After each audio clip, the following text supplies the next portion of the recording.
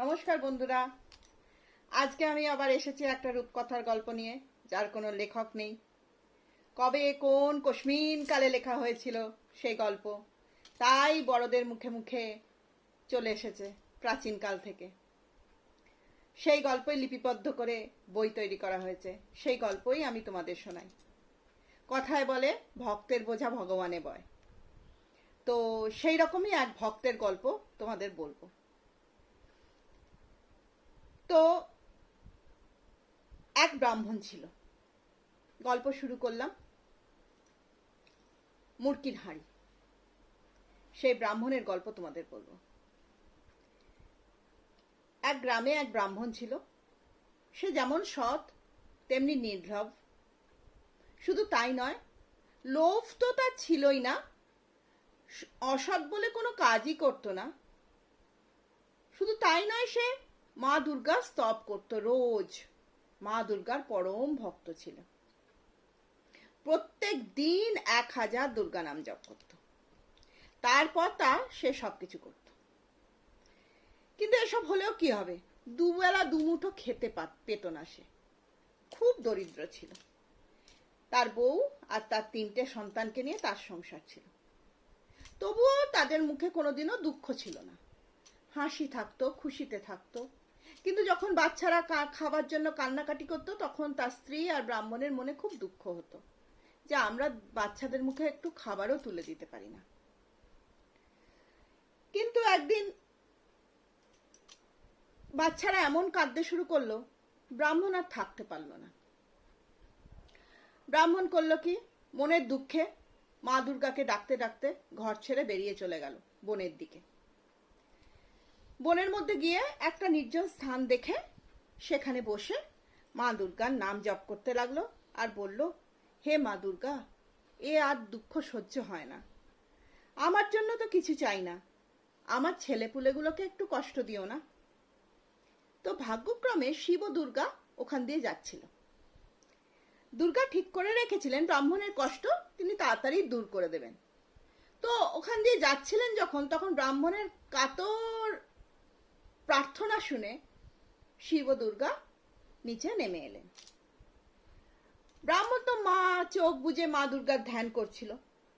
চোখ খুলে দেখে স্বয়ং শিব এবং মা দুর্গা সামনে উপস্থিত।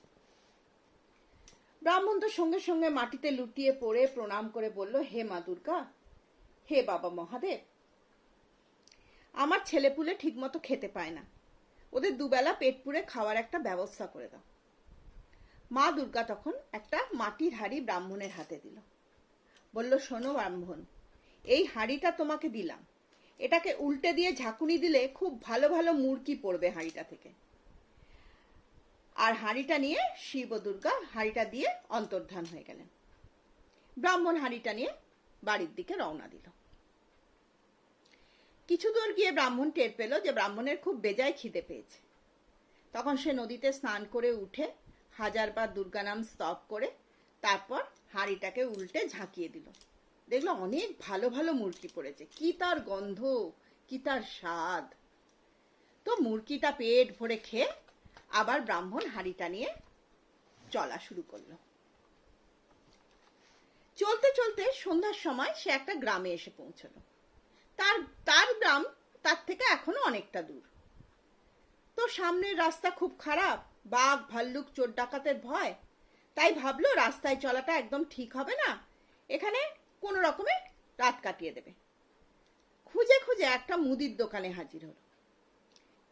তো মুদি তো ভাবলো যাক একটা খদ্দের পাওয়া গেল, কিছু কিনবে।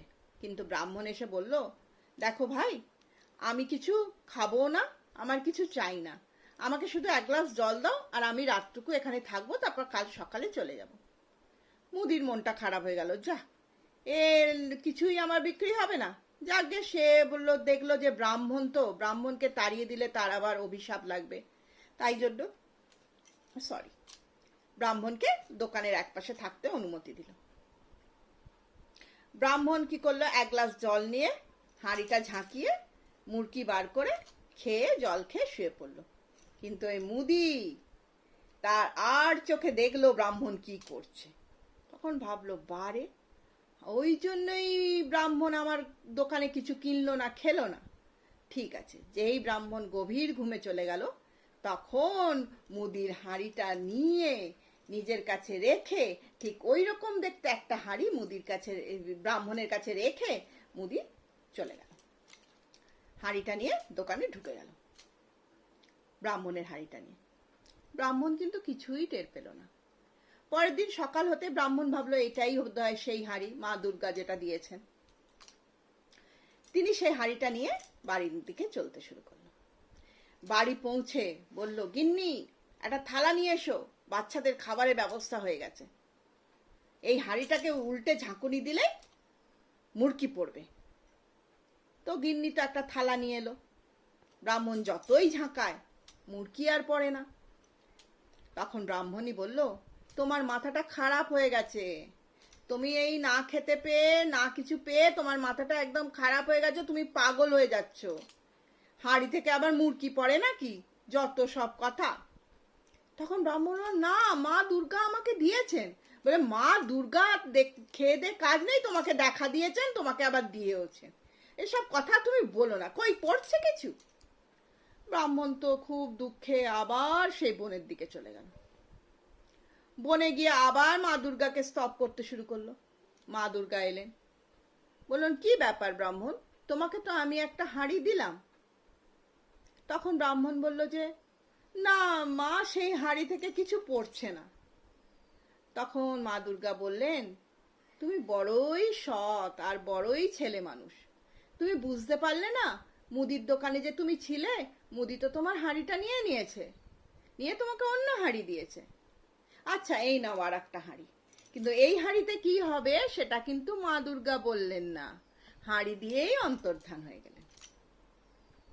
এবার ব্রাহ্মণ আবার শুরু করলো পথ চলা বাড়ির দিকে নিয়ে। রাস্তায় যেতে যেতে তার খুব খিদে পেল।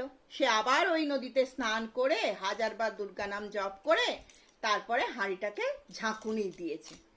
যেই না উল্টে হাঁড়িটা ঝাঁকুনি দিয়েছে, অমনি তার থেকে শয়ে শয়ে দৈত্য বেরিয়ে ব্রাহ্মণকে মারতে শুরু করে দিল। ব্রাহ্মণ তো প্রচুর মার খাচ্ছে, তখনও বুঝতে পারলো এটা মা দুর্গা তাকে দিয়েছে মুদিকে মারার জন্য।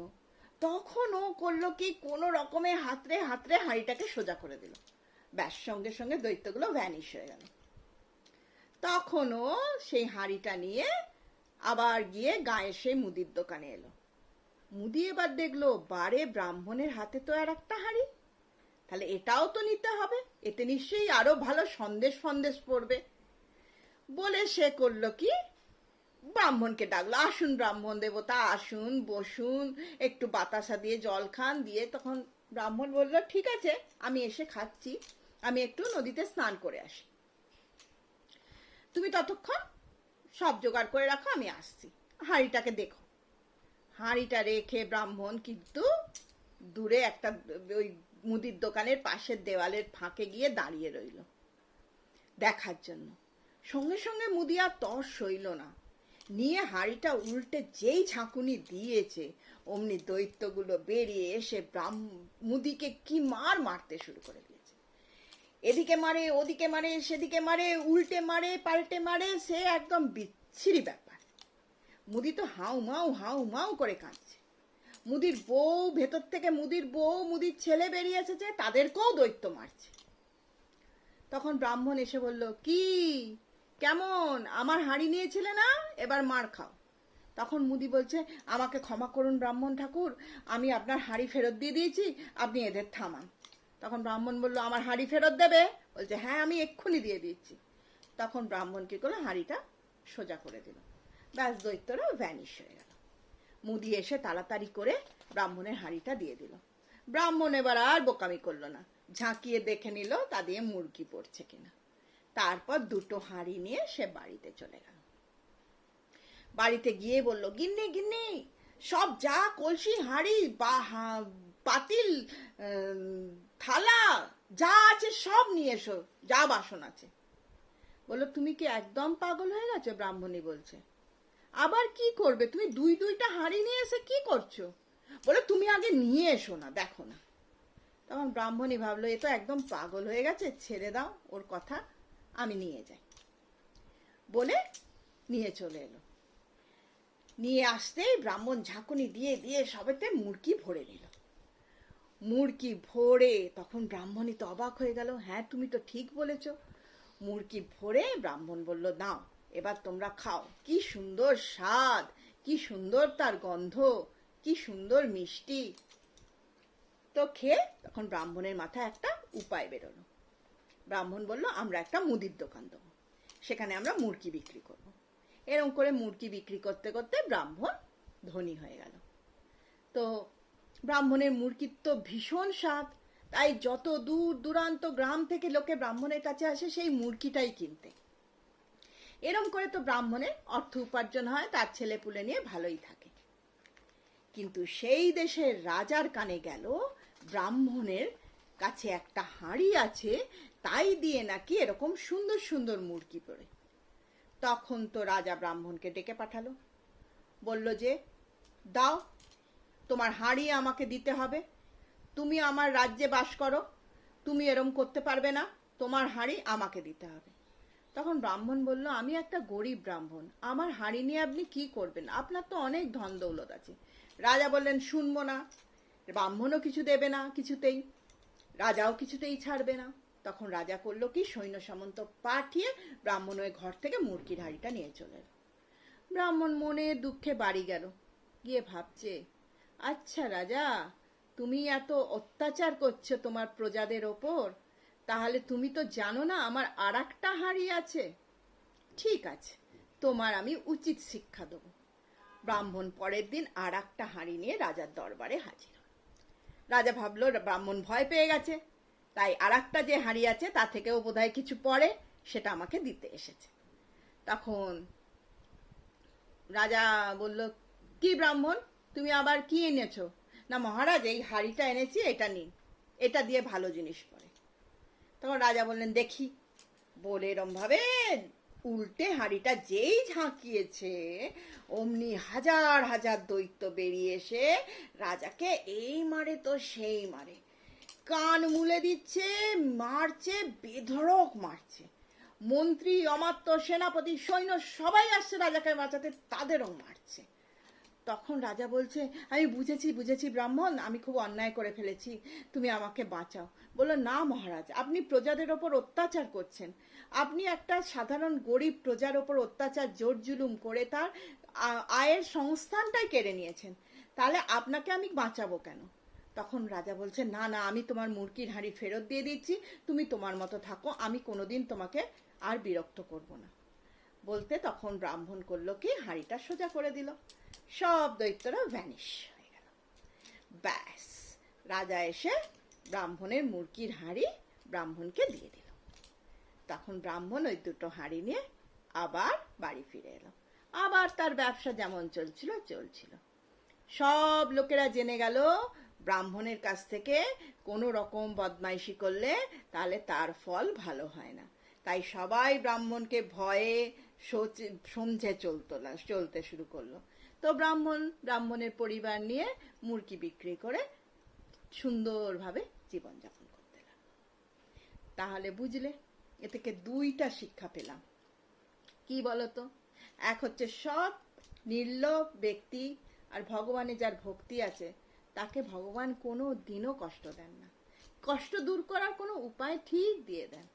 আরো একটা হাজারটা রাস্তা বন্ধ হয়ে গেল, একটা না একটা দরজা ভগবান খুলে দেন। আর যারা প্রজাদের ওপর বা লোকজনের ওপর অত্যাচার করে, জোর জুলুম করে, তাদেরও শাস্তি হয় ঠিক। তার জন্য নিজেকে বুদ্ধি খরচা করে সব ব্যবস্থা করতে হয়, নিশ্চয়ই শাস্তি হবে। দুষ্ট লোকেরা কোনো দিনই শাস্তি না পেয়ে রেহাই পাবে না। তাহলে আজকে আমার গল্প শেষ হলো, আমার গল্পটি ফুরালো, নোটে গাছটি মুড়ালো। তাহলে তোমরা যারা এই গল্পটা শুনবে, তারা শুনে আমার চ্যানেলটিকে লাইক, শেয়ার, সাবস্ক্রাইব করে দিও, তাহলে আরো অনেকে গল্পগুলো শুনবে, তাহলে তাদেরও ভালো লাগবে। তোমরাও বিনোদনের জন্য এই গল্পগুলো শুনতে পারো, তোমাদের মন ভালো হয়ে যাবে। বাইরে তো কত অশান্তি চলছে, তো সেইগুলো থেকে নিজেকে দূরে রাখতে গেলেও কিছুটা সময় নিজেকে শান্ত রাখতে গিয়েও গল্পগুলো শুনে নিজেদের মন শান্ত করো। তাহলে আজকে আমি আসি, টাটা।